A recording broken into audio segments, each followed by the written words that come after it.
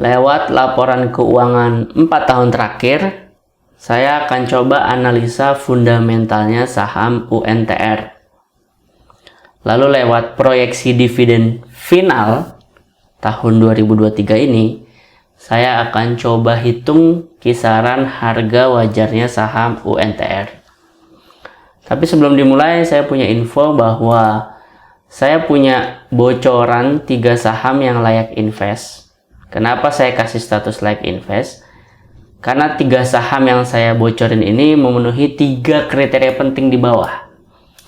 Kriteria pertama, fundamentalnya mewah. Kriteria kedua, valuasinya murah. Dan kriteria ketiga, prospeknya cerah. Bocoran 3 saham yang layak invest ini bisa Anda akses lewat link yang saya taruh di deskripsi. Oke, kita mulai videonya. Video ini direkam 6 Maret 2023. UNTR lagi closing di 27650. 27650. Oke. Kita mulai masuk dari ekuitas. Ekuitas itu harta di luar hutang ya. Kita lihat di 2022 ini ya, sepanjang tahun 2022 ini, atau bisa dibilang ekuitas Q4, ekuitas kuartal 4 ya. Q4-nya UNTR ini 84,6 triliun. Di mana 84,6 triliun ini terbesar dibandingin tahun-tahun sebelumnya selama 4 tahun terakhir. Bisa kita lihat tahun sebelumnya cuma 68,5 triliun, tahun sebelumnya 60,2 triliun, sebelumnya 58,2 triliun. Jadi sekali lagi 84,6 triliun adalah ekuitas terbesar selama 4 tahun terakhir. Selesai topik ekuitas. Sekarang kita masuk ke topik laba. Labanya UNTR di Q4 ini 21 triliun. Ini juga laba terbesar selama 4 tahun terakhir. Bisa kita lihat tahun-tahun sebelumnya 10,2 triliun doang. Tahun sebelumnya 6 triliun, tahun sebelumnya 11,3 triliun. Jadi sekali lagi laba Q4 2022 si UNTR ini 21 triliun ini adalah laba terbesar selama 4 tahun terakhir. Nah, dengan laba yang terus meningkat dari tahun ke tahun dan bahkan terbesar selama 4 tahun terakhir, juga ekuitas yang terus membesar dari tahun ke tahun bahkan terbesar selama 4 tahun terakhir yang sekarang, maka fundamentalnya si UNTR mewah. Oke, jadi sampai detik ini janji saya pertama di awal video sudah saya tepati. Di awal video kan saya bilangnya saya akan analisa fundamentalnya saham UNTR. Nah, udah terjawab tuh bahwa fundamentalnya UNTR mewah. Sekarang kita masuk ke janji saya kedua, yaitu menghitung kisaran harga wajarnya saham UNTR berdasarkan proyeksi dividen final. Kenapa saya bilang dividen final? Karena dividen interimnya udah dibagiin. Ya, jadi perhitungan sekarang adalah menghitung untuk jangka proyeksi dividen terdekat, yaitu proyeksi dividen final. Oke. Dividen itu apa? Dividen itu tentang bagi-bagi keuntungan. Jadi perusahaan jalanin bisnis punya keuntungan, keuntungannya sebagian ada yang dibagiin ke investornya. Itulah topik tentang dividen. Tapi sebelum saya masuk ke topik dividen dan perhitungannya, saya minta tolong kepada Anda ya, karena saya merasa agak pantas minta tolong ke Anda, karena sampai detik ini setidaknya Anda masih terus nonton video ini. Mungkin penjelasan saya enak dicerna, atau mungkin template Excel saya enak dilihat. Apapun itu, saya minta tolong ke Anda untuk like video ini dan tulis UNTR di komen. Makin banyak yang ngelakuin 2 hal di atas, makin banyak yang like video ini, dan makin banyak yang tulis UNTR di komen, maka untuk saya pribadi, saya merasa bahagia, saya merasa bermanfaat. Dan untuk algoritma YouTube, video saya akan semakin direkomendasikan sama YouTube. Buat yang mau melakukan, saya ucapkan terima kasih banyak. Oke, kita masuk ke topik dividen. Dividen. Keuntungan yang didapetin sama perusahaan disebutnya EPS. Keuntungan yang didapetin di perusahaan yang akhirnya dibagiin ke para investornya disebut DPS. Nah, berapa persen yang dibagiin dari total seluruh keuntungan itu disebut dengan DPR. Kita masuk ke contoh 2019, keuntungan UNTR 3.033. Di 2019, EPS-nya UNTR 3.033. Yang dibagiin ke investor 1.200. DPS-nya 1.200. Nah, DPR-nya sama dengan 40%, karena 1.200 itu adalah 40% dari 3.000. Nah, gitu ya. Jadi, topik dividen itu paling gampang, ujung-ujungnya adalah berapa DPR-nya. Gitu. 2020, pas lagi pandemi, DPR-nya tetap stabil 40%. 2021 naik dikit, tapi nggak jauh-jauh, jadi 45%.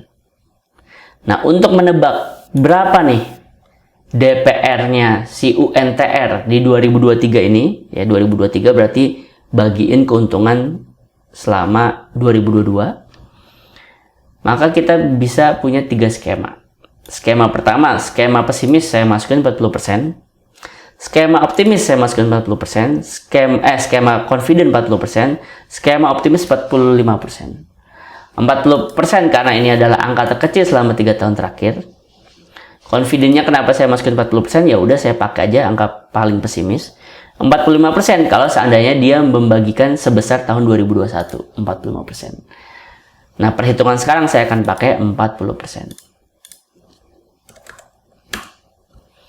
Oke. Sudah keluar, Anda bisa perhatikan harga murahnya UNTR dengan sudah menghitung bagi-bagi dividen interim yang sebesar 808. Maka harga murahnya UNTR itu ada di 14.300. Atau dengan harga UNTR yang sekarang 27.650 itu udah kelewat 48%. Lalu harga wajarnya ada di 21.000. Dengan harga yang sekarang udah kelewat 22%. Lalu harga mahalnya ada di 28.690. Atau di harga yang sekarang tinggal 4% lagi potensi naiknya.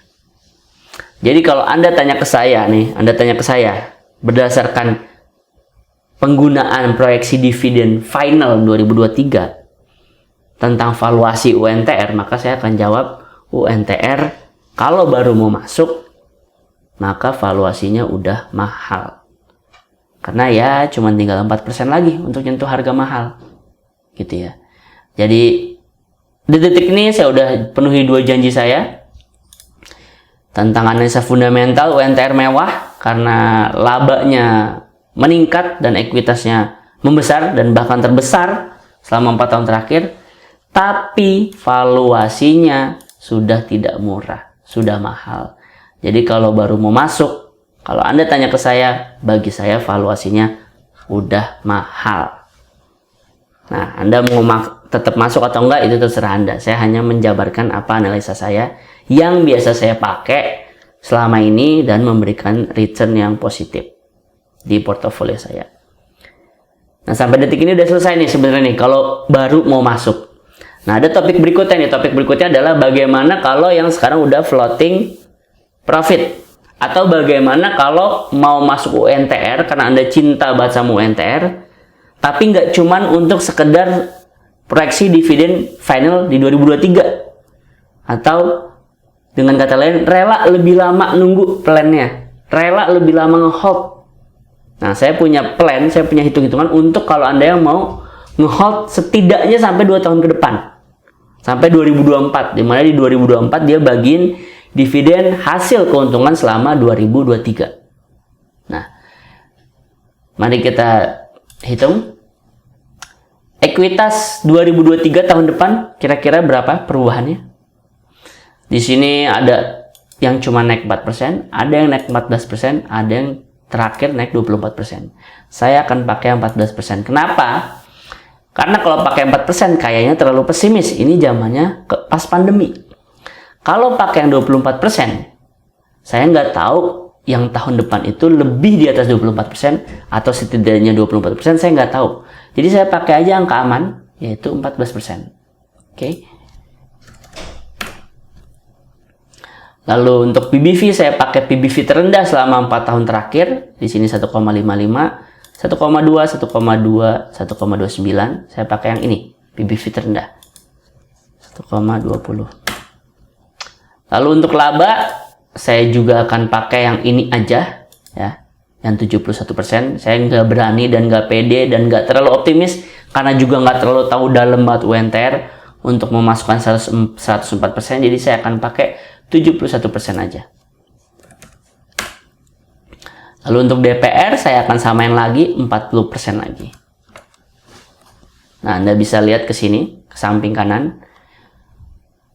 Resiko ngehold 2 tahun secara penurunan harga aja itu udah nggak ada minusnya. Udah nggak ada minusnya. Karena PBV terendahnya aja 1,2.